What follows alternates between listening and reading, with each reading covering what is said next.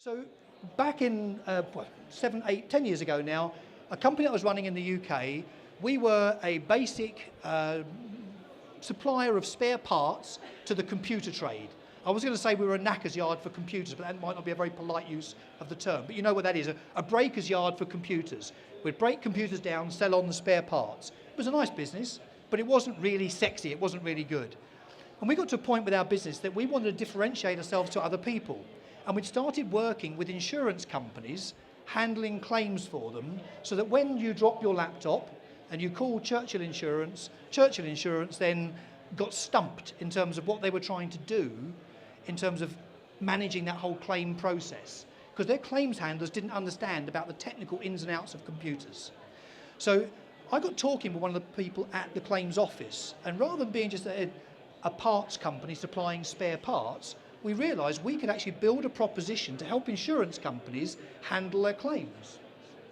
And I had to try and find ways to reach the influencers or all the claims handlers at all of the insurance companies. Because I could have a meeting with one of the bosses, but then the message got diluted all the time for the people that would have to phone us for us to handle their claim for them. Are you following me on this? And so I'm thinking, okay, what could we do that was different? And in a conversation with one of the claims offices, someone said to me, so if you intervene with the claim, that means that you can actually take care of all the problems and we can duck out of IT claims problems forever. And so we were looking at this thinking, what could we do? We could buy ads in the paper and we could advertise at people. But people just don't read the ads like they used to at all. So I had to reach them some other way, and the duck was the answer. So I spent £30,000 on buying lots and lots of rubber ducks. The people that sold the ducks just thought all their Christmases would come at once.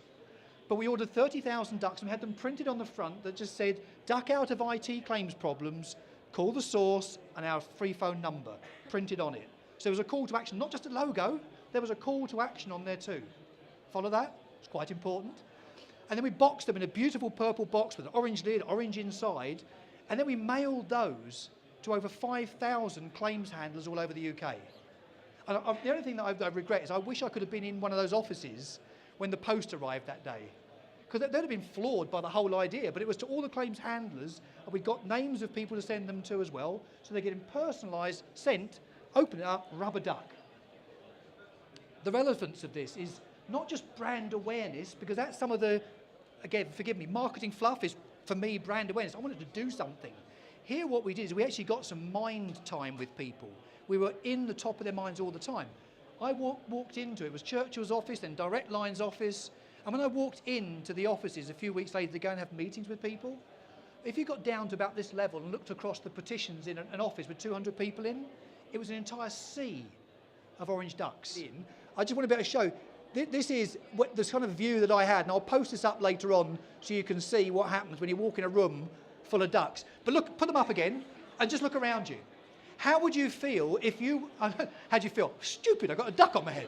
Forget that bit, get over it.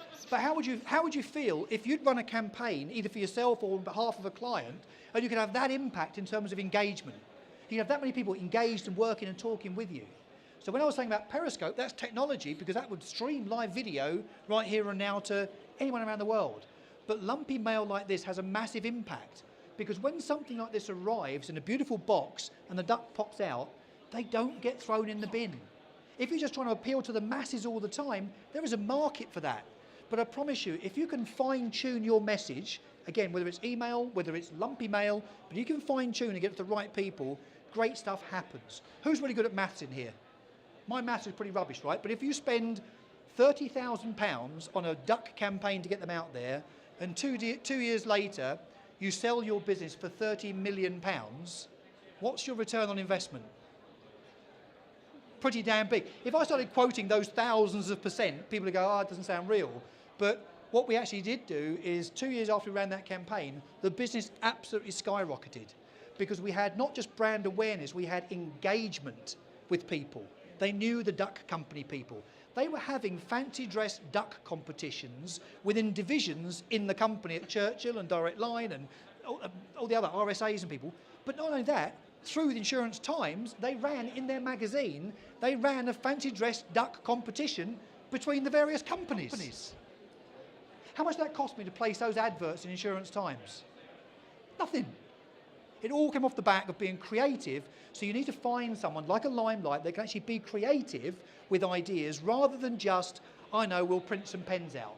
If you had pens in your pocket right now with logos on, would you know who they were? Would you feel in any way bound to want to go and tell other people about how great that pen was that came from so-and-so company? How many people do you think went home after the day at work and started talking about the ducks?